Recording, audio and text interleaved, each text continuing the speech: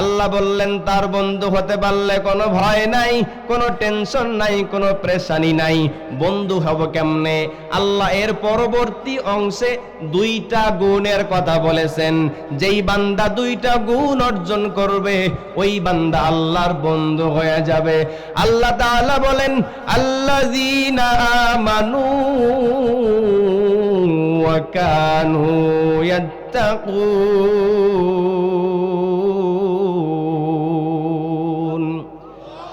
এ কালামে জিন্দা কুরআনে হাকিম হিকমতে উলায়া জালাস্তু কদিম জামিউল ইলমি ফিল কুরআনে হাকিম তাকাসুরাত আনহু আফহামুর রিজালিন। আল্লাহ তাআলা বলেন দুইটা গুণ যদি অর্জন করতে পারো তাহলে তোমরা বান্দা থেকে আমার বন্ধু হয়ে যাবা। দুইটা গুণ কি? আল্লাহ এক নম্বরে বলেন আল্লাযীনা আমানু, যারা ঈমান আনবে। ঈমান আনতে পারলে তারা আমার বন্ধু হতে পারবে। ঈমান ছাড়া কোনো মানুষ আল্লাহর বন্ধু হতে পারবে কি? পারবে? ঈমান ছাড়া একটা মানুষ যত ভালো কাজ করুক না কেন আল্লাহর বন্ধু হতে পারবে? ঈমান ছাড়া যত দান করুক, যত সমাজ কল্যাণমূলক কাজ করুক, যত বড় বড় ভালো কাজ করুক না কেন সেটার কোনো দাম আল্লাহর কাছে নাই। এজন্য আল্লাহ তাআলা প্রথমেই জানাইয়া দিলেন, ও বান্দা যদি আমার বন্ধু হতে চাও এক নাম্বার গুণ লাগবে ঈমান। কি লাগবে? তাহলে আল্লাহর বন্ধু হতে হইলে এক নাম্বার গুণ কি লাগবে? ঈমান লাগবে। দুই নাম্বার গুণ হলো আল্লাহ বলেন আল্লাযীনা আমানু ওয়া কানু ইয়াত্তাকুন। আল্লাহ বলেন দুই নাম্বার গুণ হলো তাকওয়া, আমি আল্লাহর ভয়। জান্নাত পাওয়ার সবচাইতে সহজ মাধ্যম হলো রমজান। এই রমজানকে সামনে নিয়ে একজন মুমিন যে জান্নাত যেতে চায়, জান্নাত প্রেমী, তার প্রস্তুতির দরকার আছে না নাই?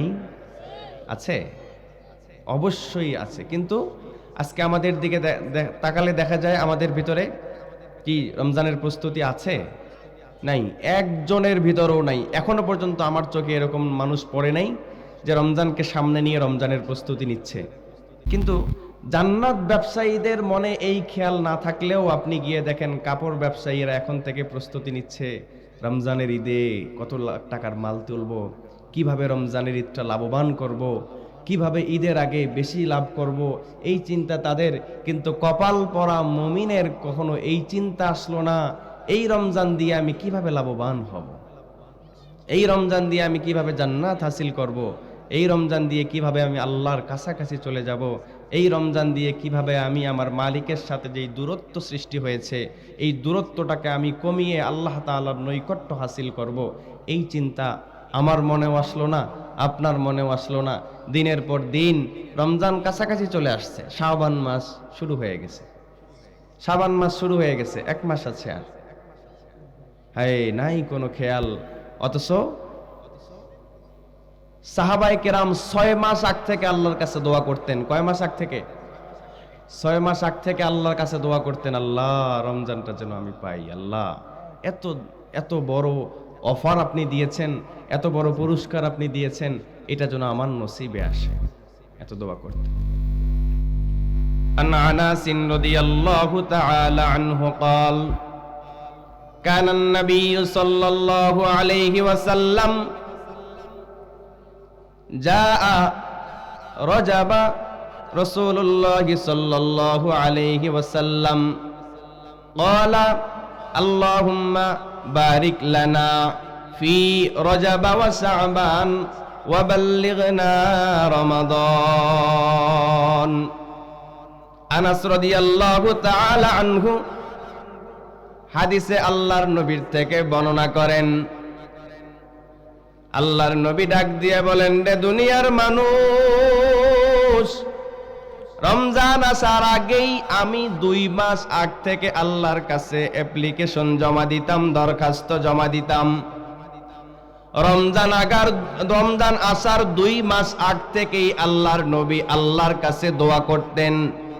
যেই নবীর সম্মান, যেই নবীর মর্যাদা আকাশচুম্বী, যার জীবনে কোনো গুনাহ নাই, যার সাথে আল্লাহর দূরত্ব তৈরি হয় নাই, যার জাহান্নামে যাওয়ার ভয় নাই, ওই নবী রমজান আসার 2 মাস আগ থেকে আল্লাহর কাছে দোয়া করতেন, আল্লাহুম্মা বারিক লানা ফি রজব ওয়া শাবান ওয়া বাল্লিগনা রমাদান।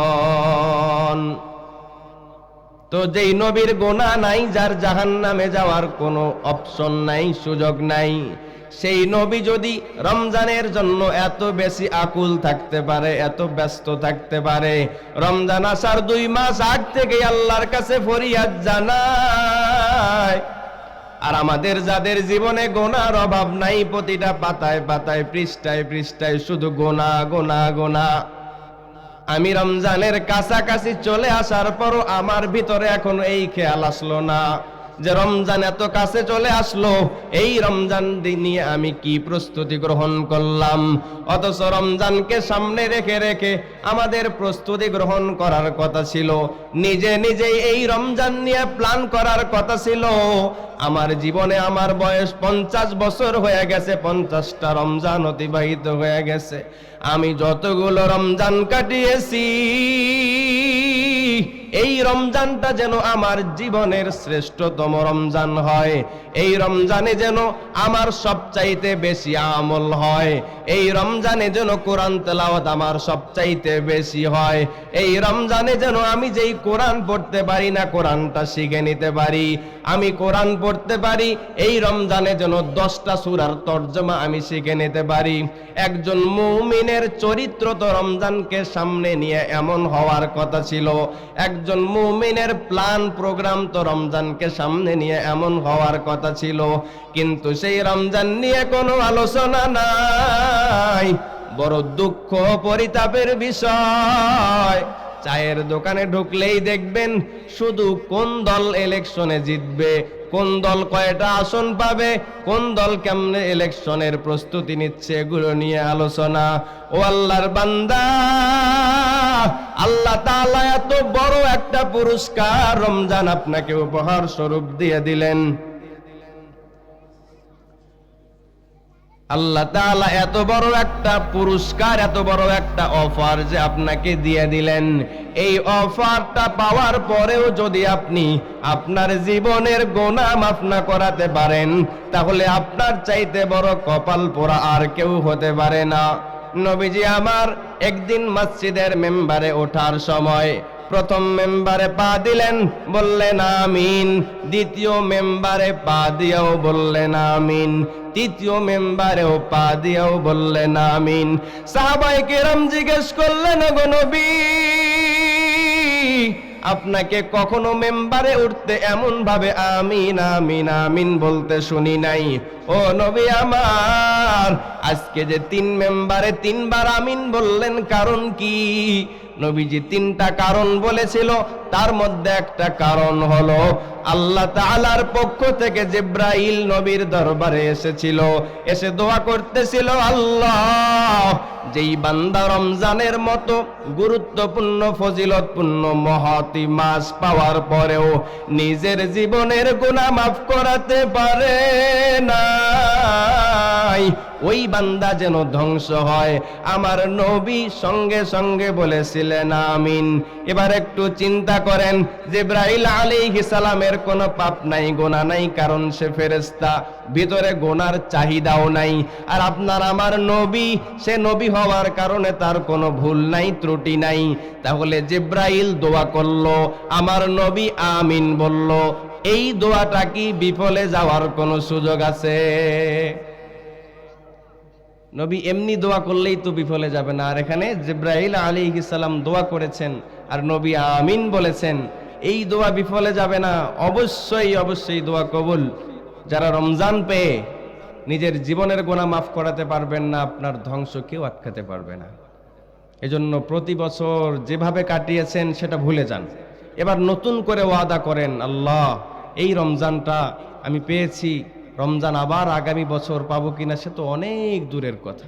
এই রমজান আসার আগে কত মানুষ দুনিয়া থেকে চলে যাবে, এই রমজান পর্যন্ত বসতে পারবে না। এই জন্যই তো আল্লাহর কাছে রমজানের আগে নেক হায়াত কামনা করতেন আল্লাহর নবী। আল্লাহর নবী এই জন্যই দোয়া করতেন, আল্লাহ রমজান পর্যন্ত আমাকে পৌঁছাইয়া দেন। এই জন্য এখন থেকে এই শাবান মাস শুরু হয়েছে, এখন থেকে প্রতিদিন 5 ওয়াক্ত নামাজের পরে আপনারা এই দোয়া করবেন। প্রতিদিন 5 ওয়াক্ত নামাজের পরে আল্লাহর কাছে দোয়া করবেন, আল্লাহুম্মা বারিক লানা ফি রজব ওয়া শাবান ওয়া বাল্লিগনা রমাদান। আল্লাহর কাছে ফরিয়াদ করে বলবেন, রে মালিক, আমার মতো গুনাহগার, আমার মতো নাখান্দা, আমার মতো অযোগ্য রমজানের মতো মহান মাসকে ওয়েলকাম জানাতে পারবো কিনা জানি না রে আল্লাহ। আপনি মেহেরবানি করে আমার হায়াতটা বাড়ায়া দেন, আর রজব মাসে শাবান মাসে আমাদের বরকত বাড়ায়া দেন। নবী এই দোয়া শিক্ষা দিয়ে গেছেন, ও উম্মতেরা 2 মাস আগ থেকেই তোমরাও আমার মতো এই দোয়া পড়া শুরু করে দিবা, আর রমজানের প্রস্তুতি নেওয়া শুরু করে দিবা। রমজানের প্রস্তুতি কেমনে নিব? দেখবেন মানুষগুলো রমজান মাস আসলেই রোজা রাখে না, জিজ্ঞেস করলে বলে অসুস্থ। নবী আমার বলেন, রমজানের আগে তুমি তোমার শারীরিক ট্রিটমেন্ট করো, মানসিক ট্রিটমেন্ট করো, রমজান যেন ভালোভাবে কাটে। যেই গ্যাস্ট্রিকের দোহাই দিয়ে আপনি রমজানের রোজা রাখেন না, যেই রোগের দোহাই দিয়ে রমজানের রোজাগুলোকে আপনি হাতছাড়া করে ফেলেন, এই দোহাইটা যাতে না দিতে হয় আগের থেকে আপনি চিকিৎসা করেন। এই রমজানের রোজার এমন দাম, হযরত আলীকে জিজ্ঞাসা করা হয়েছিল, আলী, এই রমজান মাসের রোজার কেমন দাম, কেমন দাম? হযরত আলী বলেন, কোন মানুষকে যদি কিয়ামত পর্যন্ত হায়াত বাড়ায়া দেয়া হয়, কিয়ামত পর্যন্ত হায়াত পাওয়ার পর প্রত্যেক দিন টানা সে রোজা রাখে 100 বছর, 1000 বছর, 1 লক্ষ বছর, 1 কোটি বছরও যদি রোজা রাখে, মাঝখানে কোনো গ্যাপ দেয় নাই, কোনো বিরতি দেয় নাই, এই সব রোজাগুলোকে যদি এক পাল্লায় রাখা হয়, আর রমজানের একটা রোজা যদি এক পাল্লায় রাখা হয়, তারপর ওই কোটি রোজার চাইতে রমজানের একটা রোজার দাম বেশি। কি রমজানের রোজা ছেড়ে দেন, মন যেমনে চায় সামনে ছেড়ে দেন। কিছু টাকার জন্য দেখবেন আলু তুলতে গিয়া রমজানের রোজাগুলো বিক্রি করে দেয় 20,000 30,000 টাকার বিনিময়। বলে, হুজুর কি করব, আমার অভাবী সংসার চলে না, কেমনে কি করব? আমার আল্লাহ বলেন, রে গোলাম, তোমার রিজিকের দায়িত্ব নিয়েছি আমি আল্লাহ। তুমি কি দেখো না, সকালবেলা পাখিটা বাসা থেকে খালি পেটে বের হয়ে যায়, তার কোনো জমি নাই, চাষবাস নাই, কিছুই নাই। আমি সারা দিনে ওই পাখিটার পেট ভরাইয়া আবার পাখির বাচ্চার খাবার আমি বাসায় পৌঁছাইয়া দেই রে গোলাম। ওই পাখি আমার কাছে শ্রেষ্ঠ মাখলুক না, আমি এই মানুষকে শ্রেষ্ঠ মাখলুক হিসাবে বানাইছি। যেই পাখিকে আমি ক্ষুধার্ত রাখি নাই, তুমি কেমনে চিন্তা করলা তোমাকে আমি ক্ষুধার্ত রাখবো? আর এই অজুহাত দিয়া লাভ নাই, আমার সংসারে অভাব অনাটন দূর হয় না, বিদায় রমজানে গিয়ে কাজ করতে হয়। এই জন্যই তো নবী বলেছে 2-3 মাস আগ থেকে আপনি প্রস্তুতি নেন, যাতে রমজান মাস বসে খেতে পারেন। পুরো রমজান মাসটা শুধুমাত্র আমলের জন্য আল্লাহ তাআলা মুসলমানদেরকে দিয়েছেন। আল্লাহ এই রমজান মাস দিলেন, আপনি রমজান মাসটা সামনে নিয়ে প্ল্যান করবেন, পুরো রমজানটা শুধু আমি আল্লাহর গোলামি করব, শুধু আল্লাহর দাসত্ব করব, শুধু আল্লাহর হুকুম হাকাম গুলো মেনে চলব। সারা বছরের 11 মাস আমি আমার স্ত্রীর জন্য সময় ব্যয় করেছি, আমি আমার সংসারের জন্য হাড় ভাঙা পরিশ্রম করে করে আমি কাটিয়ে দিয়েছি। এই একটা মাস আমি শুধু আমার রবের জন্য রাখবো। এই একটা মাস দিয়ে আমি আমার আল্লাহর সাথে দূরত্বটা কমিয়ে নিয়ে আসব। এই একটা মাস দিয়ে আমি আমার আল্লাহর কাছ থেকে জান্নাতটা জিতে নিব। এই একটা মাস দিয়ে আমার জীবনের সব গুনাহগুলোকে আমি মোচন করে ফেলবো। এই একটা মাস নিয়ে যদি আপনি প্ল্যান করতে পারেন ফজরের নামাজের পরে ঘুমাবো, ঘুম থেকে উঠে আমি কোরআন তেলাওয়াত করব জহর পর্যন্ত, জহরের পর মসজিদের বারান্দায় বসে বসে তাসবিহ পাঠ করব, আসরের নামাজের পর আমি ওই ইফতারের আগ পর্যন্ত আমি আল্লাহ তাআলার যে কোনো একটা ইবাদতে মাশগুল থাকব। ওই বান্দাটা যখন ইফতারের আগে হাত দুইটা বাড়াইয়া দেয়, আমার আল্লাহ তাআলা ইফতারের আগ মুহূর্তে যখন রোজাদার হাত দুইটা বাড়াইয়া দেয়, আমার আল্লাহ আসমানের ফেরেশতাকে ডাক দিয়ে বলেন, রে আসমানের ফেরেশতা, এই মুহূর্তে তুমি আমার তাসবিহ পড়া বন্ধ করো। ও জমিনের ফেরেশতা, এই মুহূর্তে তুমি আমার তাসবিহ পড়া বন্ধ করো। যেই বান্দাগুলো আমার মহাব্বতে, আমার ভয়ে, আমার হুকুম মানার জন্য সারা দিন কিছু খায় নাই, যেই বান্দাগুলো অত্যন্ত পিপাসায় পানি খেতে মন চেয়েছিল, তারপরও এক ঢোক পানি গেলে নাই, ওযু করার সময় পানি মুখে নিয়েছিল, গোসল করার সময় পানি মুখে নিয়েছিল, কিন্তু আমার ভয়ে আবার বের করে দিয়েছে রে ফেরেশতা।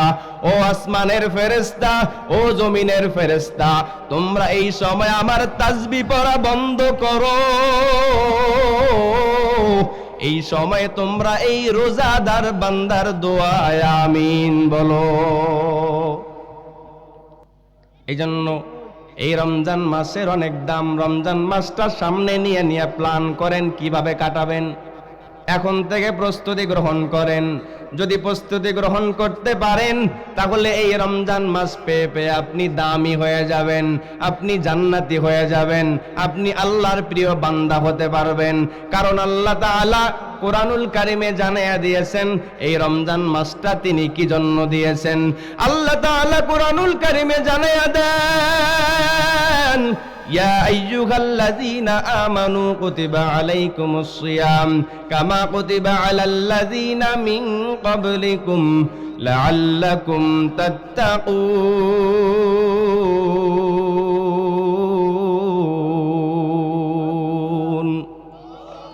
আল্লাহ তাআলা জানায়া দিলেন এই রমজান মাসের রোজা যে তোমাদের উপরে আমি ফরজ করলাম, শুধু তোমাদের উপরে ফরজ করি নাই, এর আগে যারা আসছে তাদের উপরও ফরজ করেছি। কি জন্য করেছি রে বান্দা জানো নাকি জানো?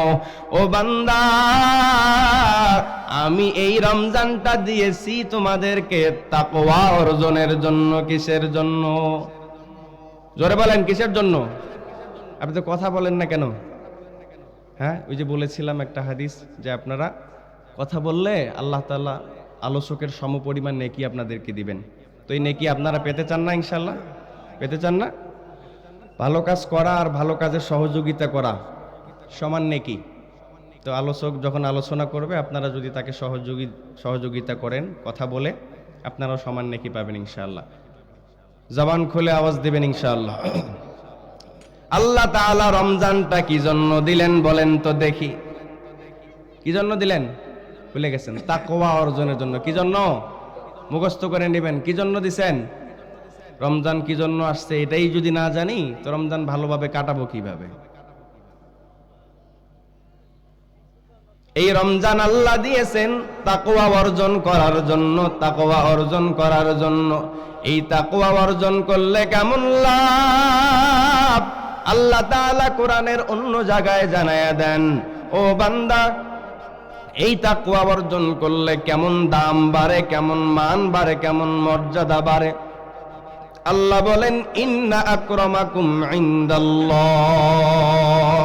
আল্লাহ বলেন, ও বান্দা, তোমাদের মধ্যে আমি আল্লাহর কাছে ওই বান্দার সবচাইতে বেশি দাম যার ভিতরে যত বেশি তাকওয়া আছে, আমি আল্লাহর ভয় আছে। এক কথা, যেই বান্দার ভিতরে আল্লাহর ভয় যত বেশি, ওই বান্দার মর্যাদা, ওই বান্দার মর্তবা আল্লাহ তাআলার কাছে তত বেশি। এই আয়াতে পরিষ্কার আল্লাহ জানাইয়া দিলেন, ও বান্দা, তুমি দুনিয়ায় টাকার পিছনে দৌড়াইয়া, তুমি সম্মানের পিছনে দৌড়াইয়া দামি হতে চাও, তুমি পাওয়ারের পিছনে দৌড়াইয়া দামি হতে চাও, হয়তো এই সম্পদ দিয়ে, হয়তো তুমি এই পাওয়ার দিয়ে দুনিয়ার মানুষের কাছে দামি হতে পারবা, কিন্তু রে বান্দা আমার কাছে দামি হতে পারবা না। আমি আল্লাহর কাছে দামি হতে চাইলে তোমার একটা সম্পদ লাগবে, সেটা হলো তাকওয়া। যেই বান্দার ভিতরে আল্লাহর যত ভয়, ওই বান্দা আল্লাহ তাআলার কাছে তত দামি। যেই বান্দার ভিতরে আল্লাহর যত বেশি ভয়, ওই বান্দা আল্লাহ তাআলার কাছে তত বেশি প্রিয়। এই যে হযরতে বেলাল, চেহারাটাও ভালো ছিল না, সম্পদও ছিল না, ওই বেলালের পাওয়ার প্রতিপত্তিও ছিল না, তারপরও আল্লাহর কাছে কেমন দাম, কেমন দাম। নবী আমার জান্নাতে গিয়েছেন, সেখানেও বেলালের পায়ের আওয়াজ শুনতে পেরেছেন। অথচ যখন ওই বেলাল সাহাবায়ে কেরামের বাড়ির পাশ দিয়ে যাইতো, সাহাবায়ে কেরাম ডাক দিয়ে বলতো, রে ভাই বেলাল, তুমি আমার বাড়ির পাশ দিয়ে যাবা না, কারণ তোমার এই চেহারা দেখলে আমার ছোট ছোট বাচ্চাগুলো ভয় পায়। এমন চেহারার অধিকারী বেলাল ঈমান আনার পরে ভিতরে তাকওয়া জমা করার কারণে আল্লাহর কাছে এত দামি হয়ে গেল। নবী আমার জান্নাত জাহান্নাম গেলেন, জান্নাতে গিয়ে বেলালের পায়ের আওয়াজ শুনলেন, দুনিয়াতে এসে ডাক দিয়ে বলে, রে বেলাল, তোমার এত দাম, আমি নবী জান্নাতে গিয়াও তোমার পায়ের আওয়াজ শুনতে পেয়েছি। আল্লাহ তাআলা রমজানটা কি জন্য দিলেন বলেন দেখি? মাশাআল্লাহ, মনে আছে? তাকওয়া অর্জনের জন্য আল্লাহ দিলেন। এই তাকওয়া অর্জন করলে কি হয়? আল্লাহর কাছে দামি হওয়া যায়। মুখস্থ করেন, কি হয়? আল্লাহর কাছে দামি হওয়া যায়। যার তাকওয়া যত বেশি, সে আল্লাহর কাছে তত বেশি দামি। যার তাকওয়া যত বেশি, তার মর্তবা আল্লাহর কাছে তত বেশি। আল্লাহ তাআলা কোরআনের অন্য আয়াতে বলেন, ওয়ামান ইয়াত্তাকিল্লাহা ইয়াজআল লাহু মাখরাজা ওয়ামান ইয়াত্তাকিল্লাহা ইয়াজআল লাহু মাখরাজা ওয়া ইয়ারযুকুহু মিন হাইসু লা ইয়াহতাসিব। আল্লাহ ডাক দিয়া বলেন, ও দুনিয়ার মানুষ, তোমরা যে তোমাদের পেট নিয়ে চিন্তা করো, তোমাদের রিজিক নিয়ে চিন্তা করো, যেই বান্দা আমি আল্লাহর ভয় অন্তরে বসাবে, আমি আল্লাহর ভয়কে অন্তরে জায়গা দিবে, আল্লাহ বলেন ওয়ায়ারযুকুহু মিন হাইসু লা ইয়াহতাসিব, আল্লাহ এমন জায়গা থেকে তার রিজিকের ব্যবস্থা করে দিবেন যা সে কখনো চিন্তাই করতে পারে নাই, কল্পনাও করতে পারে নাই। আল্লাহ বলেন, তুমি বড় বিপদে পড়ে গেছো, তখনও যদি তোমার ভিতরে আমার ভয় থাকে, ওই বিপদ থেকে আমি এমন ভাবে উদ্ধার করে দিব যে তুমি কল্পনাও করতে পারবা না যে এই বিপদ থেকে এইভাবেও উদ্ধার হওয়া যায়। আল্লাহ তাআলা তাকওয়া অর্জন করলে রিজিকের ব্যবস্থা করে দিবেন। হযরত ইউসুফ আলাইহিস সালাম যখন ওই জুলাইখা ইউসুফ আলাইহিস সালামকে ঘরের ভিতরে বন্দী করে তাকে খারাপ কাজের প্রপোজ করলেন, তখন ইউসুফ আলাইহিস সালামের ভিতরে আল্লাহর ভয় আর তাকওয়া থাকার কারণে আল্লাহ তাআলার কথা মনে করে সেখান থেকে তিনি যে দৌড় দিলেন, এই তাকওয়া অর্জন করার কারণে আল্লাহ তাআলা ওই দেশের খাদ্যমন্ত্রী তাকে বানাইয়া দিয়েছিল। কি শুনেছেন? এটা তো পুরনো কথা। ইউসুফ আলাইহিস সালাম তাকওয়া অর্জন করেছিল আল্লাহর ভয় থাকার কারণে, না আমার আল্লাহ আমাকে দেখছে, আমি এই কাজ করতে পারবো না। সেখান থেকে গুনাহ তরক করার কারণে, গুনাহ ছেড়ে দেওয়ার কারণে আল্লাহ তাআলা তাকে এমন জায়গার থেকে রিজিকের ব্যবস্থা করে দিয়েছেন, বন্দী থেকে একেবারে আইনমন্ত্রী, একেবারে খাদ্যমন্ত্রী বানিয়ে দিয়েছিলেন। তো সেই আল্লাহ এখনো আছে না নাই?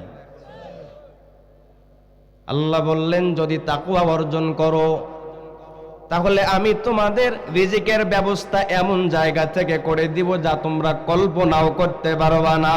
আল্লাহ অন্য আয়াতে বলেন, ওয়ালিমান খাফা মাকামা রাব্বিহি ওয়া নাহান নাফসা আনিল হাওয়া।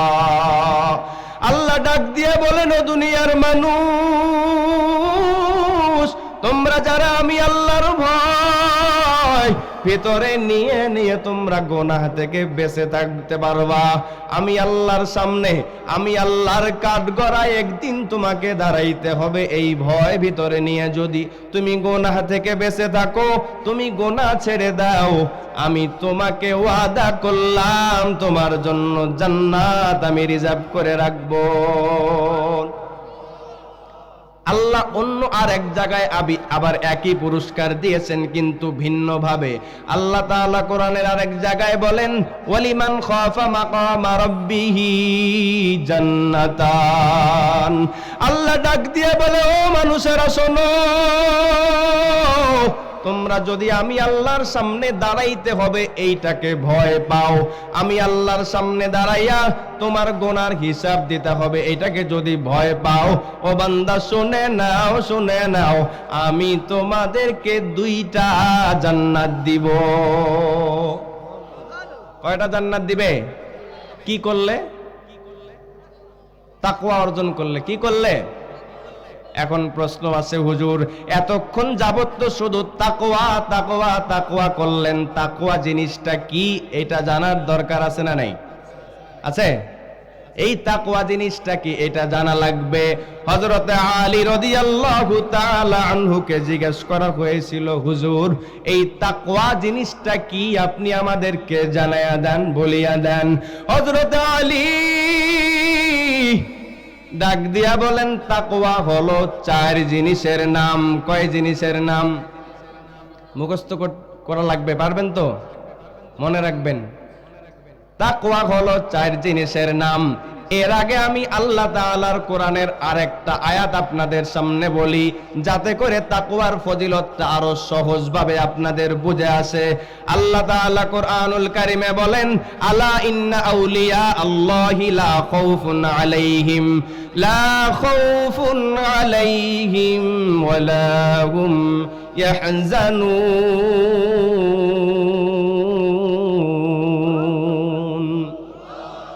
আল্লাহ তাআলা বলেন, আলা ইন্না আউলিয়া আল্লাহ, যেই বান্দাগুলো আমি আল্লাহর বন্ধু হতে পারবে তার কোনো ভয় নাই। লা খাউফুন আলাইহিম ওয়ালা হুম ইয়াহজানুন, তার কোনো ভয় নাই, কোনো টেনশন নাই, কোনো পেরেশানি নাই। আল্লাহর বন্ধু হতে আমরা চাই কি না? চাই সবাই? আল্লাহর বন্ধু হতে চাই। আর আল্লাহর বন্ধু হওয়ার সবচাইতে সহজ মাস হলো এই রমজান। আল্লাহ বললেন তার বন্ধু হতে পারলে কোনো ভয় নাই, কোনো টেনশন নাই, কোনো পেরেশানি নাই। বন্ধু হব কেমনে? আল্লাহ এর পরবর্তী অংশে 2টা গুণের কথা বলেছেন। যেই বান্দা 2টা গুণ অর্জন করবে ওই বান্দা আল্লাহর বন্ধু হয়ে যাবে। আল্লাহ তাআলা বলেন, আল্লাযীনা আমানু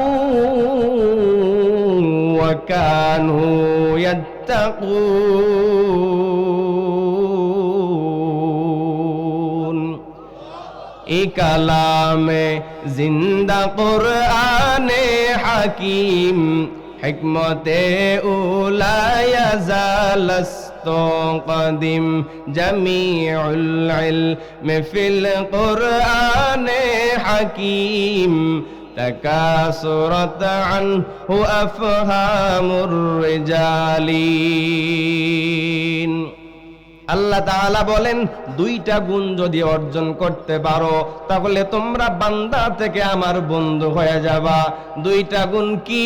আল্লাহ 1 নম্বরে বলেন, আল্লাযীনা আমানু, যারা ঈমান আনবে। ঈমান আনতে পারলে তারা আমার বন্ধু হতে পারবে। ঈমান ছাড়া কোনো মানুষ আল্লাহর বন্ধু হতে পারবে কি? পারবে? ঈমান ছাড়া একটা মানুষ যত ভালো কাজ করুক না কেন আল্লাহর বন্ধু হতে পারবে? ঈমান ছাড়া যত দান করুক, যত সমাজ কল্যাণমূলক কাজ করুক, যত বড় বড় ভালো কাজ করুক না কেন সেটার কোনো দাম আল্লাহর কাছে নাই। এজন্য আল্লাহ তাআলা প্রথমেই জানাইয়া দিলেন, ও বান্দা যদি আমার বন্ধু হতে চাও 1 নাম্বার গুণ লাগবে ঈমান। কি লাগবে? তাহলে আল্লাহর বন্ধু হতে হইলে 1 নাম্বার গুণ কি লাগবে? ঈমান লাগবে। 2 নাম্বার গুণ হলো, আল্লাহ বলেন, আল্লাযীনা আমানু ওয়া কানু ইয়াত্তাকুন। গুণ। আল্লাহ বলেন 2 নাম্বার গুণ হলো তাকওয়া, আমি আল্লাহর ভয়। আল্লাহর বন্ধু হতে চাইলে কয়টা গুণ লাগবে? 2টা গুণ লাগবে। 1 নাম্বার কি? সবাই জবান খুলে কি? 2 নাম্বার তাকওয়া। 2 নাম্বার, 1 নাম্বারে 2 নাম্বারে তাকওয়া। এখন আমি বলতেছিলাম তাকওয়া কাকে বলে, তাকওয়া জিনিসটা কি? হযরত আলীকে জিজ্ঞেস করা হয়েছিল, হযরত আলী আপনি বলেন তো দেখি তাকওয়া জিনিসটা কি, তাকওয়াটা কি? হযরত আলী বলেন তাকওয়া হলো 4 জিনিসের নাম। 1 নম্বরে আল খাউফু মিনাল জালিল, 2 নাম্বার ওয়াল আমালু বিত তানজিল, 3 নাম্বার ওয়াল কানাআতু মিনাল কলিল, 4 নাম্বার ওয়াল ইস্তিআতাদু লিয়াউমির রহিম। হযরত আলী বলেন 1 নাম্বার আল খাউফু মিনাল জালিল, 1 নম্বরে হলো আল্লাহ তাআলার ভয়। এই যে আল্লাহকে ভয় করে গুনাহ থেকে বেঁচে থাকার নাম হলো তাকওয়া। আল্লাহকে ভয় করে আল্লাহর বিরুদ্ধাচরণ করা থেকে বেঁচে থাকার নাম হলো তাকওয়া। যার ভিতরে আল্লাহর ভয়, ওই বান্দা মিথ্যা কথা বলতে গেলেই তার বুকের ভিতরে ভয়ে কেঁপে উঠবে, না না আমি মিথ্যা বলতে পারবো না, মিথ্যা বললে আমার আল্লাহ বেজার হয়ে যাবে। আর একজনের গীবত করার আগেই তার জবানে আর গীবত বের হবে না, কারণ ভিতরে আল্লাহর ভয়। আর একজনের আইল ঠেলার আগে তার ভিতরে বুকটা কেঁপে আসবে, না না এই জমি নিলে আমি কিয়ামতের ময়দানে আল্লাহর কাঠগড়ায় জবাব দিতে পারবো না, জাহান্নামের আগুন সহ্য করার ক্ষমতা আমার নাই। এই ভয় থাকার কারণে আল্লাহর ভয় তাকে সব গুনাহ থেকে বাঁচিয়ে রাখবে। হযরত আলী বলেন 4 জিনিসের নাম তাকওয়া, তার 1 নম্বরে কি? জোরে বলেন দেখি কি? আল্লাহর ভয়। কি? আরবিটা মুখস্থ করতে না পারেন, আল্লাহর ভয়। আল খাউফু মিনাল জালিল। একজনে কইতেছে ঈমান, ঈমান তো না। আল্লাহর বন্ধু হতে হলে 2টা লাগবে, ঈমান, তাকওয়া। এখন তাকওয়া 4 জিনিসের নাম। 1 নম্বরে আল্লাহর ভয়। 1 নম্বরে কি? 2 নাম্বার বলেন ওয়াল আমালু বিত তানজিল। হযরত আলী বলেন তাকওয়া যে 4 জিনিসের নাম, তার 2 নাম্বার হলো ওয়াল আমালু বিত তানজিল। এর বাংলাটা মনে রাখবেন যে আল্লাহ তাআলা যা নাজিল করেছেন এর প্রতিটার উপরে আমল করার নাম হলো তাকওয়া। 2 নাম্বার আল্লাহ যা নাজিল করেছেন তার উপরে আমল করা। আল্লাহ কোরআন নাজিল করেছেন, কোরআনের মধ্যে নামাজের কথা আছে না নাই? আছে। তাহলে যে ব্যক্তি নামাজ পড়ে না তার ভিতরে কি আল্লাহর ভয় আছে? আছে। তাহলে সে মিথ্যাবাদী, বলে যে আমি নামাজ না পড়লে কি হবে, আমার ভিতরে আল্লাহর ভয় আছে, বলে না? খুব লেকচার দেয়, খুব রাগ হয়, তখন কিছু বলি না। বলে যে নামাজ না পড়লে কি হবে, মন ভালো আছে হুজুর। আপনি তো মুমিনে না, আপনি আবার মন ভালো খুঁজতেছেন কোত্থেকে? আপনার নাম যে মুসলমানের খাতায় আছে কিনা আপনি আগে সেটা তালাশ করেন, মন ভালো পরে খুঁজতে যায়েন। যে মুমিন না এতক্ষণ শুনলেন কি? 1 নম্বরে ঈমান লাগবে, আপনার ঈমানই পরিপূর্ণ হয়নি, বেনামাজি অবস্থায় আছেন। এই জন্য আল্লাহ যা নাজিল করেছেন সেইটার উপরে আমল করার নাম হলো তাকওয়া। আল্লাহ কোরআন নাজিল করেছেন, কোরআনে নামাজের কথা আছে, নামাজ না পড়ে তাকওয়াবানের দাবি করতে যায়েন না। আল্লাহ কোরআন নাজিল করেছেন, কোরআনের বিপরীতে গিয়ে আপনি যে হাজী সাহেব হজ করে আসছেন, আবার তলে তলে সুদের উপরে টাকা লাগান, মানুষ না জানলেও আল্লাহ জানে কিনা। সামনের কাতারে গিয়ে নামাজ পড়েন, আবার বিচার করে করে গোপনে গোপনে টাকা নেন, আছে না এমন? হজ করে আসছে, সামনের কাতারে নামাজ পড়ে, কপালে দাগ ফেলাইছে, আবার এদিক দিয়ে যত অন্যায় আছে সবগুলোর সাথে জড়িত আছে। আল্লাহ বলেন মুখে মুখে তুমি তাকওয়াবান হতে পারবা রে বান্দা, মুখে মুখে তুমি নামাজি হতে পারবা, মুখে মুখে তুমি দিনদার হতে পারবা, পরহেজগার হতে পারবা, কিন্তু আমি আল্লাহর কাছে তোমার কোনো দাম নাই, তোমার কোনো দাম নাই।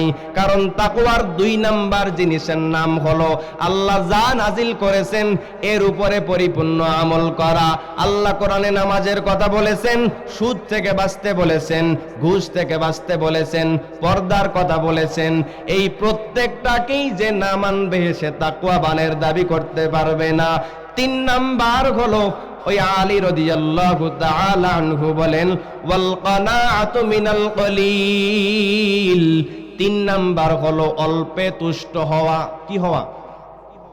অল্পে তুষ্ট হওয়া। আল্লাহ যা দিয়েছেন সেটার উপরে শুকরিয়া থাকা, আল্লাহর কাছে কৃতজ্ঞতা করা, আল্লাহর উপরে খুশি থাকা। কিন্তু আমাদের সমাজের দিকে তাকাইলে দেখা যায় আল্লাহর বান্দাকে আল্লাহ এত কিছু দিয়েছেন, তারপরও শুধু নাই নাই করে, নাই নাই করে। যদি জিজ্ঞেস করে কেমন আছেন, বলে ভালো না। এই যে সন্তান কথা শোনে না, এই যে টাকা পয়সা নাই, বিপদে পড়ে গেছি, ঋণগ্রস্ত হয়ে গেছি। শুধু আল্লাহ তাআলার কেমন যেন এটাই বলতে চায় যে আল্লাহ আমাকে কিছুই দেয় নাই। আমার আল্লাহ বলে, রে গোলাম, আমি তোমাকে যা দিয়েছি তুমি তার নিচের দিকে তাকায়া দেখো। তোমার চাইতেও কত গরিব মানুষ আছে 3 বেলা পেট ভরে খাবার খেতে পারে না। কত গরিব মানুষ আছে মাসকে মাস পার হয়ে যায়, একটু গরুর গোশত মুখে দিতে পারে না। ওই ঢাকা শহরে যাবেন, গিয়া দেখবেন রাস্তার 2 পাশে কত ছোট ছোট বাচ্চারা আছে, খাবার খাইতে পারে না। মানুষ পচা খাবার ফেলাইয়া দেয়, ওই খাবার নিয়ে কারাকারি করে করে কুকুরের সাথে খাবার খায়। আমার আল্লাহ বলে, তার চাইতেও তো তোমাকে ভালো রেখেছি রে গোলাম। ওই রাস্তার পাশে কমলাপুর রেল স্টেশনে গেলে দেখা যায় সেখানে অসংখ্য অগণিত আমাদের মতো টকবগে যুবক, আবার আপনাদের মতো দাড়ি পাকা বৃদ্ধ বাবাজিরাও আছে। খাবারের জন্য মানুষের কাছে হাত পাততে হয়। আমার আল্লাহ বলে, রে গোলাম, আমি তো তোমার থাকার জন্য মাথার উপরে একটা ছাদের ব্যবস্থা করে দিয়েছি, আমি তোমার খাওয়ার জন্য 1 বিঘা জমির ব্যবস্থা করে দিয়েছি, আমি তোমার খাওয়ার জন্য এই যে হাত 2টাকে আমি সুস্থ রেখেছি, যেটা দিয়ে তুমি কাজ করতে পারো, পাও 2টাকে সুস্থ রেখেছি, এই পাও দিয়ে হেঁটে হেঁটে তুমি কাজে যাইতে পারো। কত মানুষ আছে হাত নাই, পাও নাই, তারপরও তারা আল্লাহর সাথে অকৃতজ্ঞতা করে না, অশুকরিয়া করে না। কিন্তু আমি মানুষ, আমাকে আল্লাহ এত কিছু দেওয়ার পরও আমি শুকরিয়া জ্ঞাপন করি না। এক আল্লাহর বান্দা মসজিদে নামাজ পড়ার পর, নামাজের পরে সিজদায় পড়ে পড়ে পড়ে পড়ে আল্লাহর কাছে কান্না করে, ডাক দিয়া বলে, রে মালিক, আমাকে আপনি এত গরিব বানাইলেন, আমার 2টা জুতা কেনার পয়সা নাই, আমি রাস্তা দিয়ে হাঁটি, গরম বালুর তাপ আমার পায়ে লাগে। এই দোয়া করে করে যখন মসজিদ থেকে বের হচ্ছেন, এমন সময় তাকায়া দেখে মসজিদের সামনে একজন মানুষ, যে সামনে একটা থালা নিয়ে ভিক্ষা করতেছে, আল্লাহর বান্দার 2টা পাওই নাই। ওই বান্দা দেখার সাথে সাথে ভিতরে একটা ধাক্কা লাগছে, একটা আঘাত লাগছে। আবার মসজিদের ভিতরে ঢুকে সিজদায় পড়ে ডাক দিয়েছে, আল্লাহ, আমি কত বড় নেমুখারাম, আমি কত বড় নাফরমান, আমি কত বড় অকৃতজ্ঞ রে মালিক, আপনি আমাকে 2টা পাও দিয়েছেন, জুতা কেনার টাকা দেন নাই, তাতে আমি আপনার দরবারে অভিযোগ দায়ের করেছি। আল্লাহ, ওই বান্দাকে যে 2টা পাওই দেন নাই, তার চাইতে তো আপনি আমাকে ভালো রেখেছেন। এজন্য আল্লাহর বান্দারা, উলামায়ে কেরাম বলেন, দুনিয়ার দিকে আপনারা নিচের দিকে দেখবেন, ওই ভাইকে তো আল্লাহ আমার চাইতেও দুঃখে রাখছে, তার চাইতে আমাকে আল্লাহ ভালো রাখছে, তার চাইতে আমাকে আল্লাহ বেশি দিয়েছে। উলামায়ে কেরাম বলেন, দুনিয়ার লাইনে সব সময় নিচের দিকে নজর রাখবেন, কিন্তু আখিরাতের লাইনে সব সময় উপরের দিকে নজর রাখার কথা বলা হয়েছে। ওই বান্দা যদি প্রতিদিন মাগরিবের পর আওয়াবিন পড়তে পারে, আমি কেন পারবো না? ওই বান্দা যদি প্রতিদিন জিকির করতে পারে, আমি কেন পারবো না? ওই বান্দার আমল এত বেশি, আমার কেন নাই? নাই। এই কথা চিন্তা করে করে যারা আমল বাড়াইয়া দিবেন, এই কথা চিন্তা করে করে যারা আমল বৃদ্ধি করে দিবেন, আল্লাহ বলেন এই মানুষগুলো সফল, আর এই মানুষগুলোই হলো অরিজিনাল তাকওয়াবান। দুনিয়ার লাইনে নিচে দেখবেন তার চাইতে আল্লাহ আমাকে অনেক দিছে, আমি অনেক বেশি খুশি, আলহামদুলিল্লাহ। আর আখিরাতের লাইনে দেখবেন তার আমল এত বেশি, আমার কিছুই নাই, আমার আমল বাড়ানো দরকার, তার মতো হওয়া দরকার, তার চাইতে বেশি আমল করা দরকার। আল্লাহর বন্ধু হওয়ার জন্য দুইটা গুণ লাগবে, মনে আছে কি বলেন তো? এক নম্বরে ঈমান, এক নম্বরে ঈমান, দুই নম্বর তাকওয়া। তাকওয়া কয় জিনিসের নাম? চার জিনিসের নাম। এক নম্বরে আল্লাহর ভয়, দুই নম্বরে আল্লাহ যা নাজিল করেছেন সেটার উপরে আমল করা, তিন নম্বরে অল্পে তুষ্ট হওয়া, আল্লাহ যা দিয়েছেন আলহামদুলিল্লাহ। চার নাম্বার হযরত আলী বলেন ওয়াল ইস্তিআতাদু লিয়াউমির রহিম। হযরত আলী বলেন চার নম্বরে হলো আখিরাতের প্রস্তুতি গ্রহণ করা। কিসের প্রস্তুতি গ্রহণ করা? আখিরাতের প্রস্তুতি গ্রহণ করা। আজকের আলোচনা শুরুই করেছিলাম এই প্রস্তুতি দিয়ে, যে প্রস্তুতি ছাড়া কোনো মানুষ সফল হতে পারে না। রমজানকে সামনে নিয়ে যেমন প্রস্তুতি গ্রহণ করা দরকার, একইভাবে আপনি আখিরাতে যে যাওয়া লাগবে, কবরে যে যাওয়া লাগবে, হাসরের ময়দানে দাঁড়ানো লাগবে, ওই হাসরের ময়দানের কথা চিন্তা করে করে প্রস্তুতি গ্রহণ করা বুদ্ধিমানের কাজ। ওই মিজানের পাল্লার কথা চিন্তা করে করে প্রস্তুতি গ্রহণ করা তাকওয়াবানের কাজ। হযরত আলী জানাইয়া দিলেন তাকওয়া চার জিনিসের নাম। চার নাম্বার হলো আখিরাতের প্রস্তুতি গ্রহণ করা। একজন মানুষ যদি প্রবাসে চলে যায়, দেখবেন সেখানে গিয়ে হাড় ভাঙা পরিশ্রম করে টাকা উপার্জন করে বাড়িতে পাঠায়, যাতে করে বাড়িতে আসার পরে সুন্দর একটা জীবন যাপন করে। কারণ সে জানে সৌদিতে গিয়েছে সে থাকার জন্য না, ওমানে গিয়েছে থাকার জন্য না, লন্ডনে গিয়েছে থাকার জন্য না, তাই সে সেখানে অনেক বেশি উপার্জন করে টাকা কামাই করার চেষ্টা করে, আর দেশে টাকা পাঠানোর ব্যবস্থা করে সেখানে ঘর বানায় না, বাড়ি বানায় না। বানায় নাকি? কারণ সে জানে যে এই প্রবাস জীবন আমার সারা জীবনের জন্য না, এখানে আমি থাকতে আসি নাই, এখান থেকে যত বেশি টাকা পাঠাইতে পারবো ওই বাংলাদেশে গিয়া তত বেশি আমার পাওয়ার বাড়বে, তত বেশি আমার বাড়িটা সুন্দর হবে, তত বেশি আমার গাড়িটা সুন্দর হবে।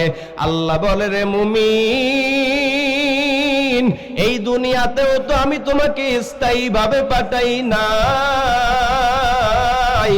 এই দুনিয়াতে আমি তোমাকে পাঠাইছি আখিরাত উপার্জন করার জন্য। এই দুনিয়াতে আমি আল্লাহ পাঠাইছি, সেখান থেকে তুমি যত বেশি নেকি নিয়ে আসতে পারবা তত বেশি তোমার জান্নাতটা সুন্দর হবে।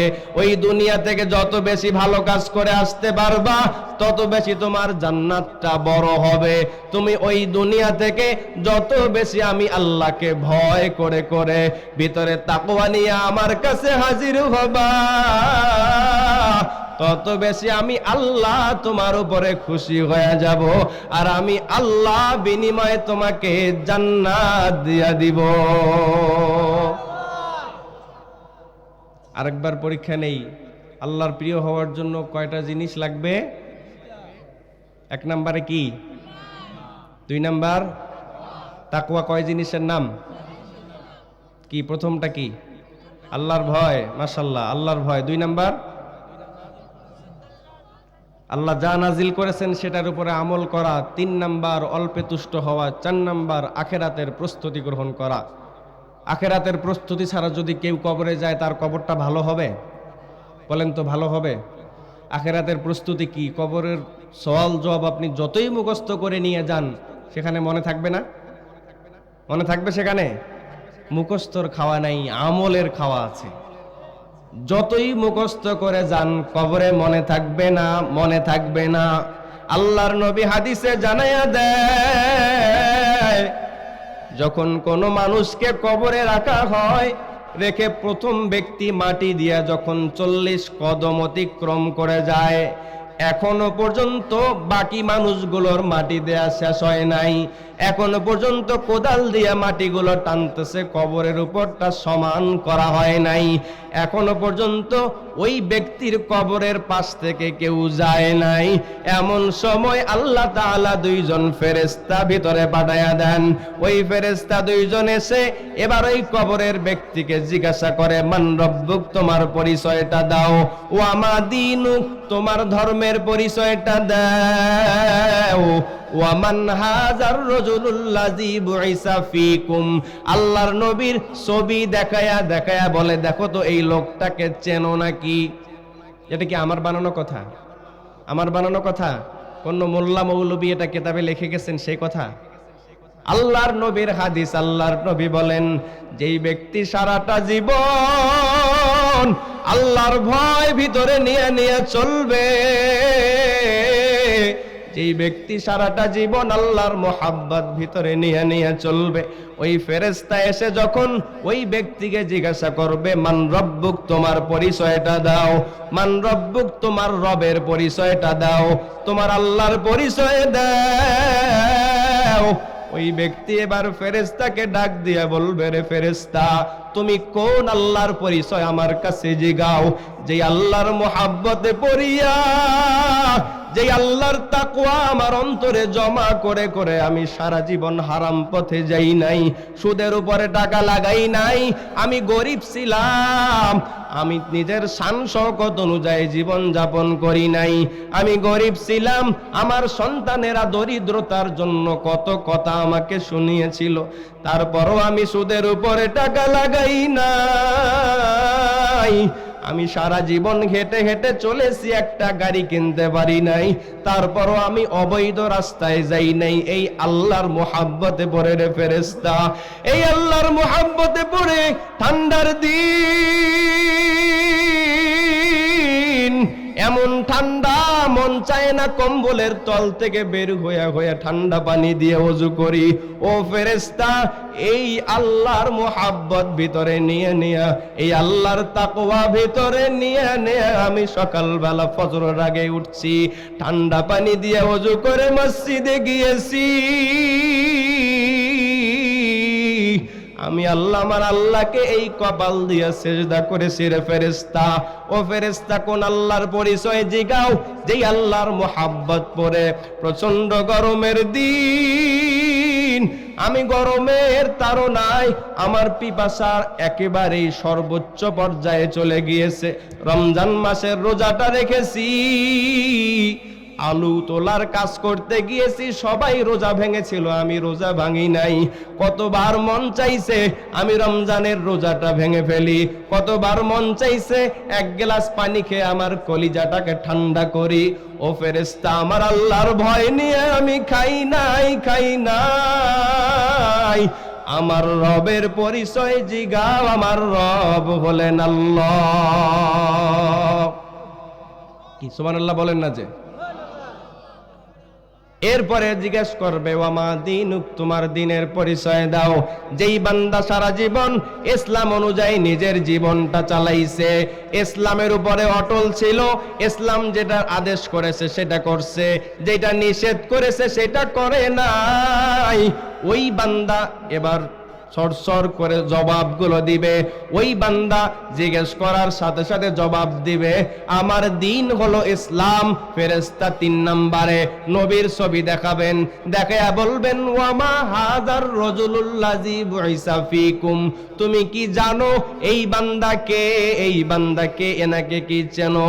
ওই ব্যক্তি বলবে, ও ফেরেশতা, আর জিগাইও না, আর জিগাইও না, এই মানুষটার মোহাব্বতে পড়ে অল্প বয়সে মুখে দাড়িগুলো রেখে দিয়েছি রে ফেরেশতা, এই মানুষটার মোহাব্বতে পড়ে অল্প বয়সে মাথার থেকে টুপিটা নামাই না, এই মানুষটার প্রেমে পড়ে সারাটা জীবন হাউজে কাউসারের পানির গল্প শুনেছিলাম, কিন্তু নবীকে দেখি নাই, কিন্তু আজকে আমি সাক্ষী দিচ্ছি, এটা আর কেউ না, আমার রাহমাতাল লিল আলামিন। নবীকে দেখা লাগবে না, নবীর পদঙ্ক অনুসরণ করে করে যদি চলতে পারেন, নবীর সুন্নতগুলো যদি আঁকড়িয়ে ধরতে পারেন, সেদিন অটোমেটিক জবান থেকে আপনার বের হয়ে যাবে যে প্রত্যেকটা প্রশ্নের উত্তর অটোমেটিক আল্লাহ বের করে দিবেন। আর যদি সারা জীবন আপনি ভালো কাজ করেন নাই, কিন্তু শুধু মুখে মুখস্থ করলেন রব্বি আল্লাহ দীনিয়াল ইসলাম আর আমার নবী হলো মুহাম্মাদুর রাসূলুল্লাহ, এই প্রশ্নের উত্তর মুখস্থ করে লাভ নাই, লাভ নাই। সেদিন কোন প্রশ্নের মুখস্থ উত্তর চলবে না। নবী আমার বলেন, যেই মানুষটা তিনটা প্রশ্নের উত্তর দিতে পারবে, আল্লাহ ডাক দিয়া বলবে, রে জান্নাতের ফেরেশতার দল, ওয়ালবিসহু মিনাল জান্নাহ, আমার এই বান্দার শরীর থেকে কাফনের কাপড়টা সরাইয়া দাও আর জান্নাতের পোশাক আমার বান্দারে পরাইয়া দাও।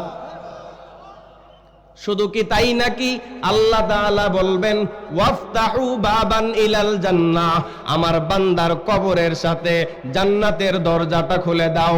ওয়াফতাহু বাবান ইলাল জান্নাহ, ওই জান্নাতের দরজাটা খুলে দাও, ওখান থেকে আমার বান্দার জন্য জান্নাতের সুগন্ধি বাতাস, জান্নাতের স্নিগ্ধ বাতাস, জান্নাতের আরামদায়ক বাতাস আমার বান্দার কবরে আসবে। ওই কবরে আমার বান্দা আরামের ঘুম ঘুমাইতে থাকবে। এরপরে আল্লাহ বলবেন ওয়াফরিসহু মিনাল জান্নাহ, ও আল্লাহর বান্দারা, আপনাদের বাড়িতে মেহমান আসলে যেমন নতুন চাদর আমরা বিছাইয়া দেই না, মেহমান আসতে চাইলে সুন্দর করে বিছানাটা পরিপাটি করে নতুন চাদর আমরা বিছাইয়া দেই। আমার আল্লাহ বলবে, রে কবরের ফেরেশতা, এই বান্দা এখন আর আমার বান্দা না, এই বান্দা এখন হলো আমার মেহমান। আর মেহমানের জন্য কবরে শুধু মাটি থাকলে হবে না রে বান্দা, আমার বান্দা আমার মেহমানের জন্য কবরে তুমি জান্নাতের বিছানাটা বিছাইয়া দাও। কি তাকওয়াবান হবেন তো ইনশাআল্লাহ? যদি তাকওয়াবান হতে পারেন, ওয়াল্লাহি এই পুরস্কারগুলো আপনার জন্য। যদি আমি হতে পারি আমার জন্য, যদি আরেকজন হতে পারে এই পুরস্কারগুলো তার জন্য। আমরা জান্নাতে যেতে চাই তো ইনশাআল্লাহ? জবান খুলে সবাই বলেন আল্লাহর বন্ধু হতে চাই। আল্লাহর বন্ধু হতে চাইলে এগুলোর উপর আমল করতে হবে। এরপরে নবী আমার জানাইয়া দেন, যেই মানুষটা কবরের জবাব দিতে পারবে না, যখন জিজ্ঞাসা করবে মান রব্বুক, তোমার রবের পরিচয়টা দাও, সারা জীবন আল্লাহর আদেশগুলো মানে নাই, সারা জীবন আল্লাহ তাআলার আইনের বিরোধিতা করেছে, সারা জীবন আল্লাহ তাআলার হুকুম অনুযায়ী 5 ওয়াক্ত মসজিদে যায় নাই, সুদের থেকে নিজেকে বাঁচাইয়া রাখে নাই, ঘুষের থেকে নিজেকে বাঁচাইয়া রাখে নাই, গালির থেকে জবানকে হেফাজত করে নাই, গান শোনা থেকে কানকে হেফাজত করে নাই, প্রতিটা অঙ্গ প্রত্যঙ্গকে গোনা থেকে বাঁচায় নাই। আমার আল্লাহ তাআলার পরিচয় যখন জিজ্ঞেস করা হবে, ওই বান্দা বলবে হা হা লাদরি, আমি তো কিছুই জানি না, আমি কিছুই জানি না কে আমার রব। আমার আল্লাহ বলবে, রে কবরের ফেরেশতা, আমার এই বান্দা সারা জীবন আমার সাথে নাফরমানি করেছিল, আমার এই বান্দা সারা জীবন আমার হুকুমগুলোকে অমান্য করেছিল, আজকে আর দেরি করিও না, যাও যাও, আমার ওই বান্দার কবরটা যেন আর কোনো কবর থাকে না, ওই কবরটা তোমরা জাহান্নামের আগুন দিয়ে ভরাইয়া দাও, নাউযুবিল্লাহ। নবী আমার জানাইয়া দেন, মানুষের কবর হবে 2 ধরনের, কারো কবর হবে জান্নাতের বাগিচা, কারো কবর হবে জাহান্নামের আগুনের টুকরা। আর যার কবরে জাহান্নামের আগুন এসে ভরে যাবে, তার অবস্থা কতই না করুণ হবে। ও আল্লাহর বান্দারা, দুনিয়াতে আপনি পরীক্ষা করবেন, একটা মোমবাতি জ্বালায়া হাতটা দেওয়ার চেষ্টা করবেন, দেখি আমার কি হয়। দেখবেন কয়েক সেকেন্ডের বেশি আপনি হাতটা রাখতে পারবেন না। অথচ নবী জানাইয়া দেন, ও দুনিয়ার মানুষেরা, জাহান্নামের আগুন দুনিয়ার আগুনের চাইতে 70 গুণ তেজের আগুন। এটা কেমন কঠিন আগুন! দুনিয়ার আগুন দিয়ে মানুষের উপকার হয়, আবার ক্ষতিও হয়, কিন্তু জাহান্নামের আগুন কারো উপকারে আসবে না, শুধু ক্ষতির জন্য সেটাকে বানানো হয়েছে। নবী আমার জানাইয়া দেন, এই জাহান্নামের আগুন দুনিয়ার আগুনের মতো না। জাহান্নামীদের শরীরের যে কোনো জায়গায় লাগার সঙ্গে সঙ্গে এই জাহান্নামের আগুন তাদের কলিজা পর্যন্ত পৌঁছায়া যাবে। একবার মনেরে বুঝায়া দেখেন রে মন, এই দুনিয়ার আগুনে সহ্য করতে পারি না, জাহান্নামের আগুন আমি কেমনে সহ্য করব? যদি আপনার ভিতরে খেয়াল তৈরি হয়, না না, কবরে যদি জাহান্নামের আগুন ভরে দেয়া হয় আমি সহ্য করতে পারবো না, তাহলে পাও দুইটা ধরে ধরে বলি, এখনো সময় আছে, নিজেকে জাহান্নাম থেকে বাঁচায়া নেন। এখনো সময় আছে, তওবা করে করে নামাজওয়ালা হয়ে যান। এই রমজান মাসটা সামনে নিয়ে নিয়ে তাকওয়াওয়ালা হয়ে যান।